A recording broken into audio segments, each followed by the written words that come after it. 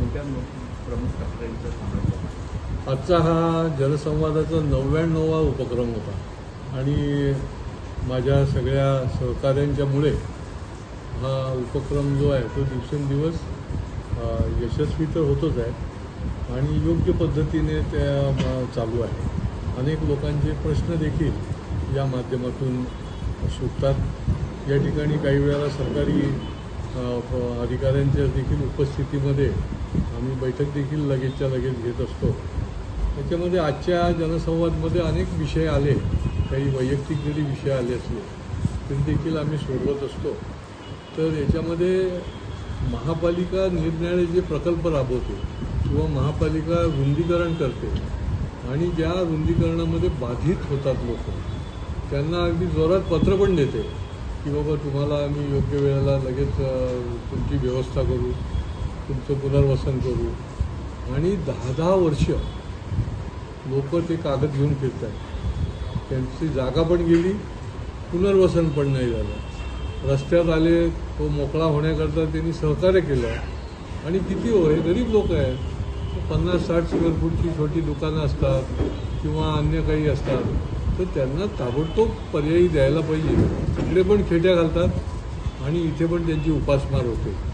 या संबंधामध्ये माझ्याचकडे जवळजवळ 20 बाधित झालेले लोक गेली वर्षभरापासून येत आहेत. आता मी सोमवारी या विभागाचे उपायुक्त, सहाय्यक आयुक्त, सगळी त्यांची जी टीम आहे त्यांच्या उपस्थितीमध्येच बैठक घेणार आहे आणि 1 to 1 यांचं काय काय करणार ते तिथल्या तिथे आपल्याला निवाडा द्यायला लागेल. ते हे असेच भटकत राहतील आणि यांना न्याय मिळणार नाही. आपण शहर विकासाचं काम करत असताना यांना देखील जे आपण आश्वासन देतो ते करत नाही, ही मोठं संतापजनक बाब आहे. तर त्याच्याकरता देखील आपण करणार आहोत. आता निरनिराळ्या शाळांमध्ये, विशेष करून मराठी मीडियमच्या शाळांमध्ये पटसंख्या जी आहे ती काही ठिकाणी 0 झाली, काही ठिकाणी 30 आहे, 20 आहे, 10 आहे आणि त्यामुळे अतिरिक्त झालेले शिक्षक. आणि ह्या लोकांना जरी समायोजन केलं, म्हणजे अन्य ठिकाणी कुठे अकोमोडेट करण्याची पत्र दिली, तर तिथेही त्यांना घेतलं जात नाही. आणि तिथे तर त्यांना कामावर घेतलं जात नाही, इकडे त्यांना 2-2, 3-3 महिन्याचे पगार मिळत नाहीत. आणि त्याच्यामुळे दोन्ही बाजूनी ही मंडळी जी आहे ती उपाशी असतात. आणि ही सगळी 10-10, 20-20 वर्ष काम केलेले शिक्षक आहेत. आणि त्याच्यामुळे मी आजच एज्युकेशनचे जे डेप्युटी डायरेक्टर आहेत त्यांच्याशी मी चर्चा केली की यांचं एक तुम्ही पुढच्या आठवड्याभरामध्ये जिथे घेतील तिथे समायोजन करा. जिथे मायनॉरिटी स्कूल आहेत ते त्यांना घेत नाहीत, त्यांना अधिकार आहे कोणाला घ्यायचं कोणाला नाही घ्यायचं. आणि ते देखील आता एका आठवड्यामध्ये होणारे पगार देखील काही लोकांना झाले, परंतु बाकीचे जे राहिलेले आहेत त्यांना देखील या निमित्ताने होणार आहेत. पण या संबंधामध्ये अनेक भागामध्ये आता हे चालू आहे, जनगणना पण चालू आहे आणि त्याच्याचबरोबर SIRचं पण काम चालू आहे. आता ह्यांना SIRचं कामाला जुंपलेले आहेत, तिकडे पगार मिळत नाही आहे आणि त्यांचं समायोजन पण झालेलं नाही. तर ते कदापि सहन केलं जाणार नाही. त्याच्यामुळे त्यांनी एका आठवड्यामध्ये योग्य त्या पद्धतीने त्यांचं जिथे घेतील अशा ठिकाणी समायोजन केलं पाहिजे, अशा प्रकारची भूमिका घेतली. काही ठिकाणी मी कमिशनर साहेबांना पण भेटलो होतो. कसं असतं की छोट्या छोट्या चोऱ्या माऱ्या देखील मोठ्या प्रमाणामध्ये लोकांना त्रासदायक होतात. आणि काही ठिकाणी पोलीस स्टेशनमध्ये लोक, पोलिसांचे जे समजा सिनियर PIचे जे खालचे लोक आहेत ते त्याला उडून लावतात. अहो, प्रत्येक ठिकाणी चोऱ्या, निर्णया ठिकाणी CCTV फुटेज देखील देऊन जर होत नसेल तर ते योग्य होणार नाही.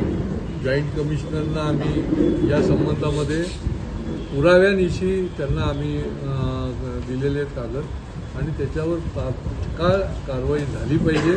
आणि जी चोरी आहे ती CCTVमध्ये दिसत असल्यामुळे तुम्ही ती पकडली पाहिजे, अशा प्रकारचंही केलेलं आहे. बघा, महापालिकेमध्ये आता 3-3 विकेट गेलेले आहेत.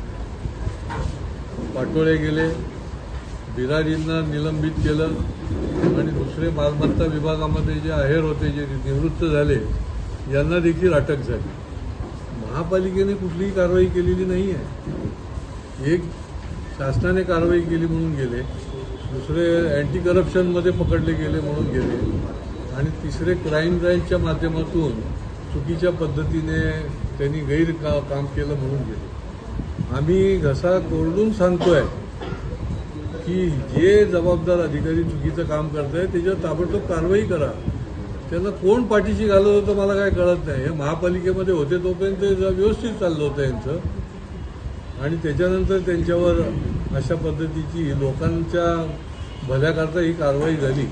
परंतु महापालिकेने याच्यामध्ये दखल घ्यायला पाहिजे की अशा पद्धतीने अनेक तक्रारी आल्यावर आम्ही तक्रारी दिलेल्या विधिमंडळात सांगायचो आम्ही, परंतु तुम्ही कारवाई केलेली नव्हती. परंतु शेवटी कसं असतं की जैशी करणी वैशी भरणी. एकदा तुमची वेळ आली की मग कोणी काही कारवाई नाही केली, कोणी पाठीशी घालायचा प्रयत्न केला तरी देखील योग्य ते होतं. त्याची ही उदाहरणं आहे.